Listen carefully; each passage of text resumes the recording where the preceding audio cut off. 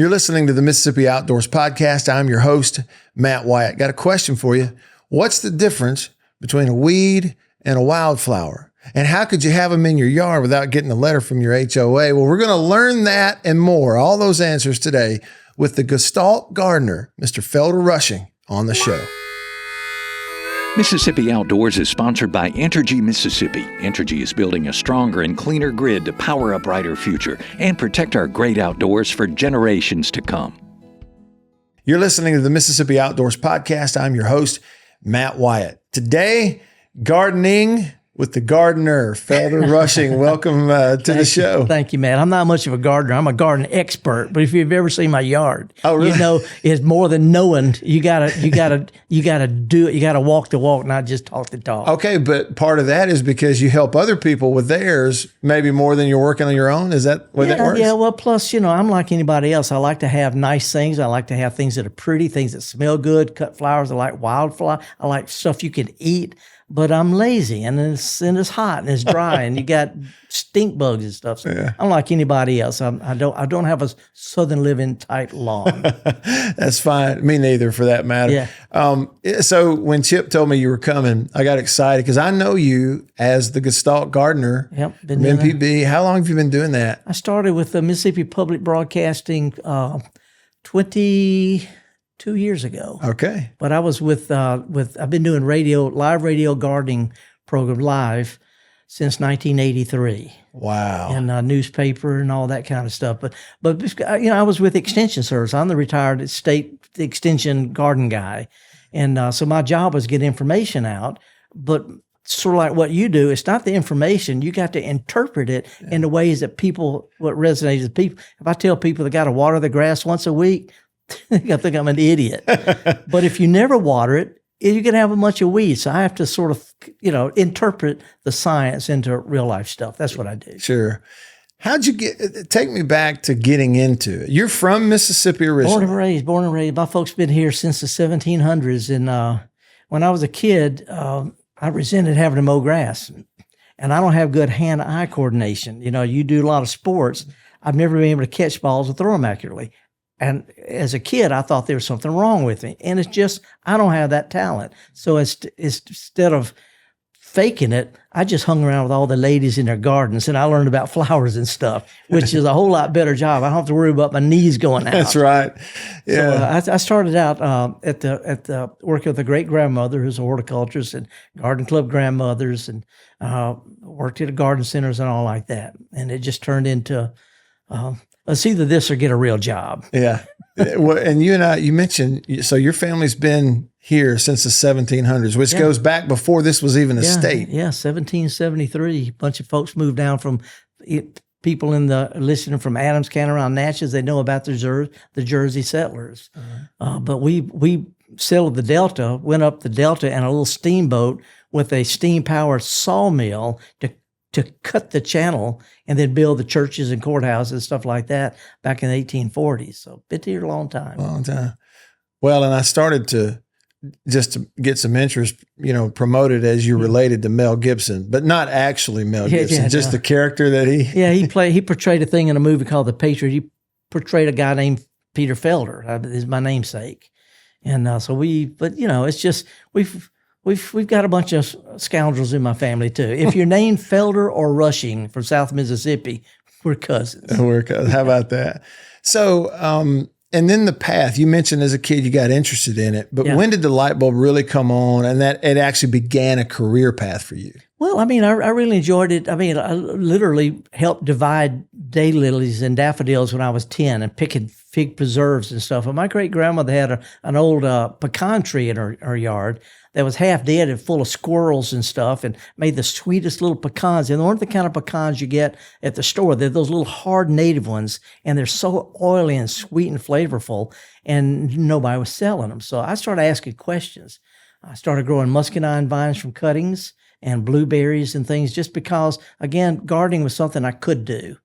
Whereas, I was in the band in the garden because I just couldn't do sports. Maybe I could have done soccer, but we didn't have soccer when I was a kid. Yeah. And when you had your own blueberry vines and muscadine vines, how old were you? Well, all my life. My great grandmother had pawpaws and jujubes and mayhaws and peaches and plums and apples and all that stuff. And literally, when I was 12, I helped her put up 60 quarts of homemade fig preserves, not these little yuppie pints, but 60 quarts over a wood burning stove. Oh, wow. So it's always just been something I've done. And she was also a naturalist and taught me about why you don't want to kill that little caterpillar that's chewing up her she grew wildflowers before the garden club ladies appreciated them.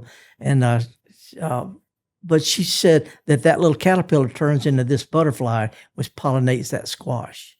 And so I was forced to be raised by people who spent time not just in a garden and mowing grass, but take care of wildlife and appreciating the flying squirrels and the loggerhead turtles down on the bayou beside our house. Mm-hmm. So I was real fortunate to be exposed to a lot of stuff besides your mowing the grass and planting azaleas and Friday night football. Sure. A little bit ago, Chip, before you got here, he mentioned to me something about pawpaws. Yeah. He was curious. Chip, what your question? I think it was, if am I right? What do we still have them? And can you just like find them and eat them? Or I know we have them because one of our biologists at the museum, he grows them in his yard. And that's the only time I've ever eaten one. And I thought it was delicious. It tasted like they're called custard apples. Yeah, it reminded me of a cross between a banana and a mango. Yes, exactly. They grow all down around the Pearl River. You walk down around the Pearl River, the pawpaws, they're native from Ohio River Valley all over the Gulf Coast, and they're all over. They're bottomland plants. So hunters would recognize them because you're in low bottomland. You don't see them up in the hills. You always see them around low areas that stay kind of wet. Sort of like our mayhaws. So it's one of those plants that you don't see much in the garden centers because they're not apples and pears. Uh-huh. And like you don't see a lot of native plants in garden centers because people ask for crepe myrtles and azaleas without realizing that it's a whole world of benefit of having so many different kinds of plants. But no, pawpaws grow all on the Pearl River. Yeah. Real quick tip, heard about picking them up and putting them in your pocket? Yeah. Don't do it. They're squishy. Okay. They're squishy. That's just a lyric in a song, or exactly. I think is all that is. Okay. Exactly. All right. So you've used this word a couple of times, natives. Yeah. Natives, non-natives. Let's start. You educate me, and for those of us that are total novices listening, let's go down that path. Let's start to learn a little bit. What are natives in Mississippi? The botanist definition of native is anything that was here before Europeans started bringing stuff from overseas. Okay. Anything before Christopher Columbus, if it was here, it's considered a native. But since then, we brought in so many other plants where I would say probably if you go around Mississippi and look in typical, just anywhere in any town in Mississippi, the landscapes are going to be 70 to 80% Asian plants. Non-native plants from Asia, which are great. They're great. But the native plants, we sort of overlook them because our ancestors spent their time cutting them down to plant other stuff. Mm-hmm. And so sometimes your native plants are like a prophet in their own land. People don't appreciate them. Yeah. So if you were to make an argument for, reinstating those or using those, planting and growing those. We already do. People don't think of a magnolia tree as a native plant. Right. And it is. And you can't go. I have pictures of magnolia trees in Japan, in Germany, and Brooklyn, all over the place. Our state flower, our state tree, grown all over the world. Here we don't plant them because they get too big. They drop leaves on the ground. Yeah. But dogwoods and cherry laurel, things like this Carolina jessamine, people call it yellow jasmine. Okay. It's just starting to bloom. This is the native vine, and it's a gorgeous landscape plant. And it's great for early pollinators because, there's bees and butterflies out there in Mississippi on every warm day right through the wintertime. And so and these plants, as they start to bloom, our hummingbirds follow them, from the Gulf Coast on up into Vermont and stuff. Mm. So they've been around for a long time. Yellow jasmine. Yeah. And I wouldn't plant this because it's a native plant. I plant it because it's a pretty vine. Yeah. And it grows, being native, it's used to our weather. And that's another advantage in native plants. They sort of worked out what grows well here and what doesn't. Uh-huh. And typically they don't need to be watered as much in the summer or covered up, late freezes. They're adapted to our climate. Okay. Yeah, I was looking at a picture here on a page that you brought, and caught my attention, one, because it's a beautiful picture. Yeah. We get Chip to put a picture of that up, can't we? Yeah, absolutely. He can put on, and I saw the title Wildflowers in Town. I thought, what town? And come to find out, you said that particular picture is taken in England. Okay, and it's native to Mississippi, but you saw it there. The Royal Horticulture Society, of which I'm a member. Don't tell anybody this stuff. Our latest botanic garden, the Royal Horticulture, the RHS garden, Bridgewater, they have these stunning gardens, long flowing perennial borders and woodland walks and all. And when I took pictures, I was there at the opening of it. And when I took pictures of it, I noticed that 80% of the plants are native to Mississippi. They use our goldenrod. We think goldenrod's a weed. Goldenrod is one of the top 10 summer and fall perennials in European gardens. And they don't grow it because it's a wildflower or it's native or sweetie. They grow it because it is a gorgeous, low-maintenance cut flower that is the best pollinator plant in their gardens, native to North America. And native to Mississippi. Native to Mississippi. I mean, I've got a whole list. Just an example. These are kind of plants you see, Carl honeysuckle. It starts blooming in late February and March.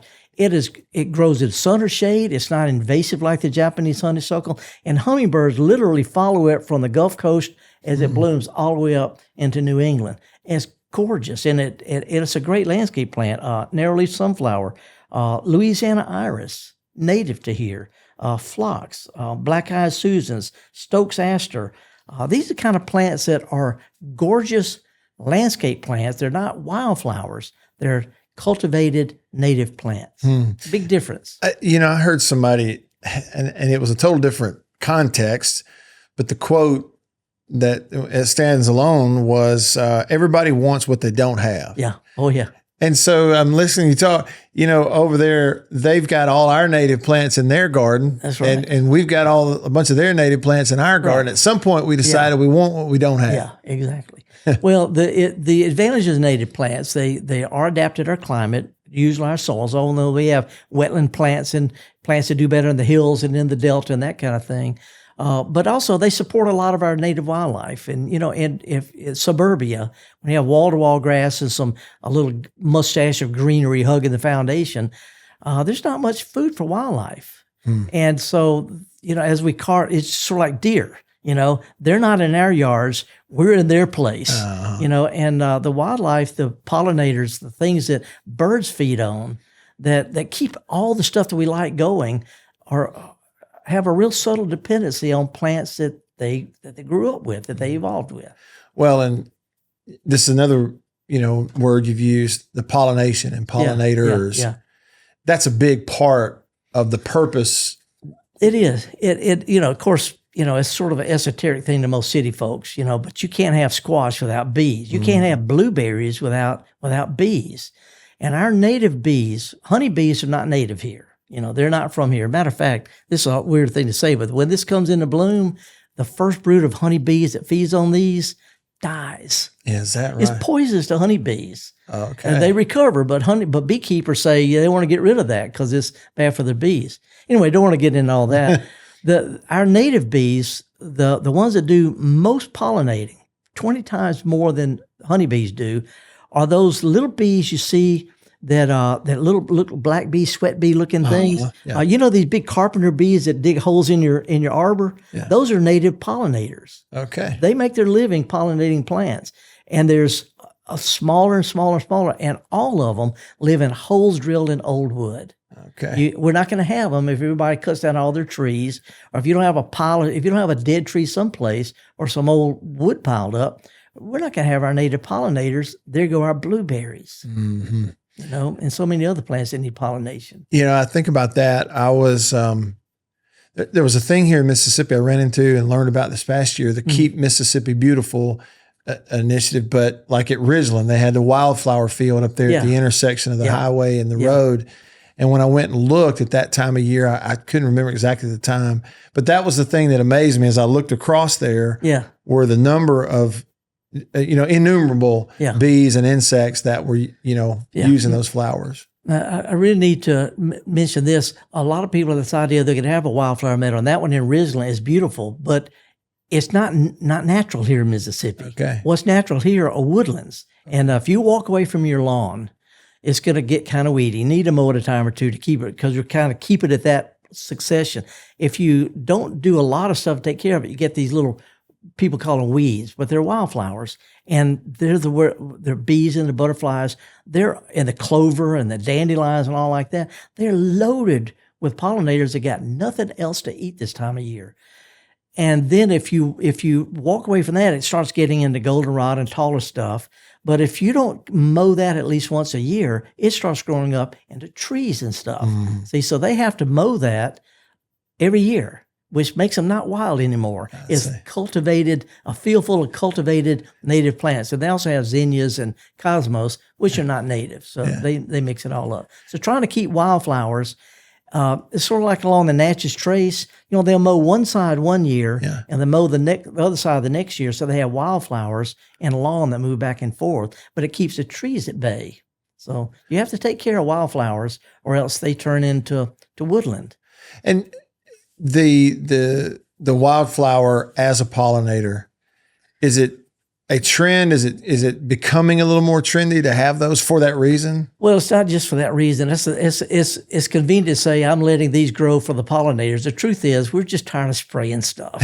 We're tired of putting out the chemicals, and I have no problems with herbicides. I work with golf courses, but the idea of having a perfectly manicured monocrop lawn, which is usually St. Augustine or centipede, which are Bermuda, they're Asian plants. That's not natural. It's high maintenance. It requires a lot of input and has very little benefit to wildlife. So we're seeing people start coming in having smaller lawn, more of a throw rug lawn instead of wall-to-wall carpet with trees and shrubs and flowers around the edges. But the best trend right now, and by the way, Mississippi State has got researchers working on this with people from Texas A&M to the Carolinas, what they're calling the refuge lawn. I call it the flower lawn. These are weed scientists, turf scientists, real horticulturists working together to try to find ways to make where it's okay to have some of these weeds left at least until things kick in the woods. So we're working on the thing called No-Mow March. Okay. People all these dandelions starting to come up, the wild onions and garlic and the henbit and all these things. We're saying, just leave it, wait till April. Just don't be the first on the block to mow. And all these wildflowers that come up, they're loaded with pollinators and insects and things that eat the pollinators. It's a whole chain out there. And then come April, if you'll wait till then and mow, they're gone. They grow up in the winter. As soon as you mow them, they're gone. So why not wait till April? And we've actually compiled a list of plants that look good. If you don't see them as weeds, but they grow low and flat, you can mow them. They still have a few little flowers that look like a kind of lawn I was raised with before weed and feed and all that kind of stuff. We just had what I call a mow what grows lawn. You just mow what grows. You wear flip-flops because it got stickers, and honeybees are on the clover. But if you'll just let that stuff just relax a little bit, instead of having a perfectly weed-free lawn, allow some of these low-growing wildflowers, plant daffodils. And we're trying to get it where people accept that as a norm. Yard of the month, like to see a meadow lawn of the month, and to where we're actually doing something that's beneficial, that doesn't require a lot of input, a lot of synthetic chemicals or herbicides. And then come summertime, just mow it, and it's a lawn the rest of the summer. So, No-Mow March. No-Mow March. This is a real trend. Clover lawns, it used to be everybody wanted to get rid of clover. Right.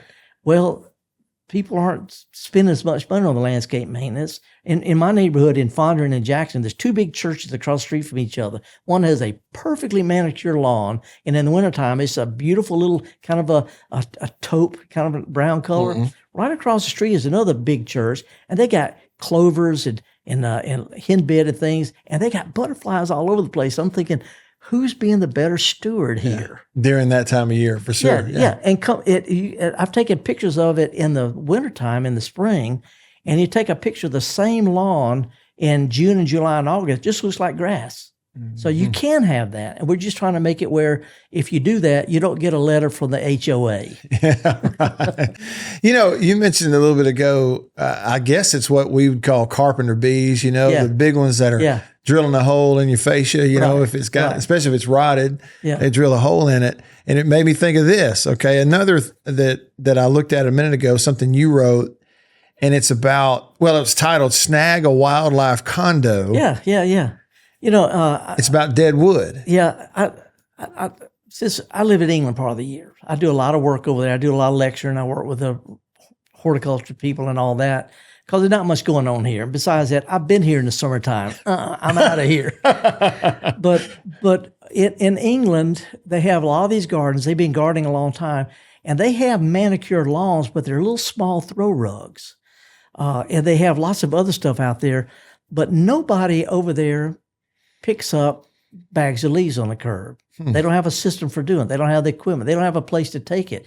So if you've got a tree that dies or limbs that fall or you get a leaf to rake, you got to take care of them. So all their landscapes over there have a little, they don't call them compost. They call them a leaf pile. They just pile stuff up.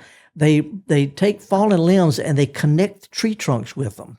And then pile leaves on it and grow ferns in with it. That's called a dead hedge, by the way. Dead hedge. You instead of dragging stuff to the burn pile, they just lay them in long rows and they stack it up, and it just looks like a little woven thing of twigs and branches and stuff.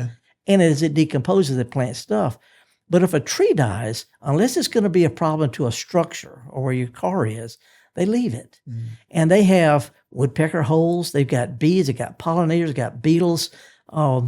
That's where bats live. They have, flying squirrels. So many. There's like 5 species of birds here in Mississippi: the chickadees and the titmice, who live in dead wood. And if you don't have dead wood, they're gonna be out in the woods. Well, if you've got a tree that died, and we've had a lot bad weather, a lot of trees that die, and if you don't want to spend $2,000 and have it go down and hauled off, leave it there. It will fall down a branch at a time, and meanwhile, you'll have an incredible amount of beetles and things that eat beetles and birds and stuff. It's called a snag. Wildlife biologists love snags out in the woods. No reason you can't have it in town, as long as you can make the neighbors think you're doing it on purpose. That's where having a little sign does. I brought this up. It's from the National Wildlife Federation. It's called Certified Backyard Wildlife Habitat. And you go to their line, I think it's nwf.org, National Wildlife Federation. Anyway, you go to the website, and they got to think about backyard. You click on there, and it say, I've got trees and shrubs that got berries on them. I've got some pollinating plants. I've got a little water, a bird bath. And so you can have it certified, and they'll send you a sign you put out there in your yard, and people drive by. They see the sign and thinking, hang on, they know what they're doing. It's a badge that lets you know you're not just being a slob. That's great. It's what they call value signaling, virtue signaling. Virtue signaling, wildlife virtue signaling. But you put it out there, and people say, I don't like that. Hang on, he's got a sign saying, okay, they'll cut you some slack. What would be your suggestion if someone says, okay, I hear you, all this stuff makes a lot of sense, I want to do some reading on my own. I want to do I want to read it for myself. Where might you suggest they start? Well, there's a lot of stuff online, but one of the obvious places, Mississippi State, msucares.org, msucares.com, whatever it is, MSU Cares. I could find it. I'll find it. Chip will find it. And if you click on wildlife or native plants, we've got publications written by researchers and people in Mississippi on if you got an area that's really wet in your yard, nothing will grow, it stays wet part of the year and dries out. Like you see out in the woods around, low. They have a list of plants that grow there, that how to landscape it and make it, instead of having lemons, turn it lemonade. But they have a whole thing on wildflowers that do well in urban areas, how to grow them. If you want to have a wildflower meadow, if you want to put a few little hardy perennials that bloom all the time that are native, all that's right there, and it's paid for by us. Yeah, that's really cool. Do y'all have any? I mean, if you don't, just need to tie into that on your website. Yeah, because it's Mississippi State. Right, sure. And Chip can find that and make sure that we know exactly what it is. I was going to ask you too, No-Mow March. Yeah. Is that something that would be sort of just a broad, widespread recommendation? Yeah, they call it No-Mow May up north. It started up north in Wisconsin and Ohio and stuff for pollinators. They call it No-Mow May. So they're still covered with snow in March. In March, yeah. But basically, again, this research at Mississippi State is called, I forget what the name of the group is, but I work with them, I lecture with them. And we're just trying to encourage people to see the value, and not just the beauty, but the real value in leaving these things in place as long as you can. And so what we're trying to do is, if you want to have a perfect lawn, you can have that and what I call a flower lawn by dividing them into two. Do you play golf? Yes. Putting green, fairway, and rough. Uh-huh. No problem. They're just mowed different ways. The putting green is more highly maintained, mowed more often, watered, fertilized. The fairway, a little bit rougher. They don't fertilize and water it as much. Mm-hmm. And then the rough, they still mow it. They take care of it. They don't let a bunch of weeds and snakes and all out there. And you can do that in the lawn too by having a smaller lawn that's maybe edged, that looks like a throw rug, and put a sprinkler out there and spray. But then the area outside, go ahead and just be relaxed a little bit. Yeah. I tell people it's like my hair. I don't cut my hair.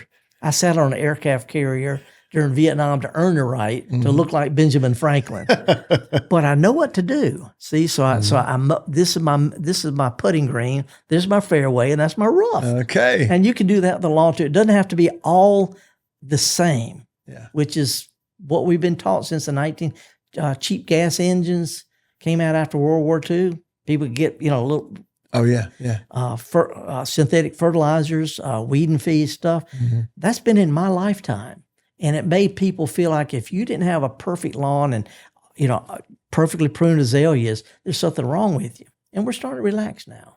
How about that? And native plants, because they're, if you say pollinators are native, that gives you a little bit of a sort of a smug reason to get away with, oh, those aren't weeds, those are wildflowers. Whatever it takes to market this idea of relaxing a little bit and letting wildlife be part of the landscape. Mm-hmm. Well, and I may follow your lead and let my hair grow and mustache, and then I'll tell my wife I'm just a walking golf course. That's all I am. There you go. Well, green, fairway, and rough. Let me know how that works. Yeah, I think you know how that'll go. Well, look, it's really interesting to talk to you and, to meet you face to face. I've seen you on my television a bunch. For those that are listening that, they may be traveling through, or they may have just tuned in our podcast and they want to connect or, see you. Where can they see you? Where can they find your stuff? Well, I'm on Mississippi. I'm retired from the university. I'm on Mississippi Public Broadcasting. If you pass it through, that's NPR, with the Mississippi version of National Public Radio.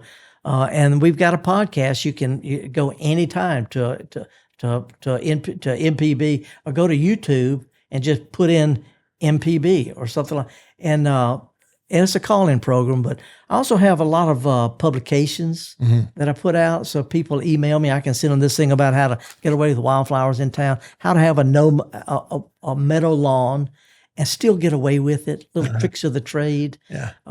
Keep a little mowing strip, put a sign out, put some bird houses, accessorize, I don't know if you can see in this picture, but what makes these native plants work is that little piece of split rail fence in there. Yeah, I noticed that. It's no deer or cattle, but it's a point of reference. Makes people feel like that it's part of a scene instead of just not taking care of it. Sure. So, but anyway, that's, and also, when you ride around town, notice in the wintertime, we have this holly. It's a native holly loaded with berries, and those berries are just waiting for a bird to come along and eat it. Mm-hmm. So it's okay to have oak trees and magnolias and dogwoods, and we have native wisteria. We have so many beautiful flowers that happen to be native that are used more in Europe than they are here, because they don't see them as being weeds. They see them as beautiful landscape quality plants that happen to be from North America. So it's not rocket science. Yeah. And mix them all up. We can get along. Yeah.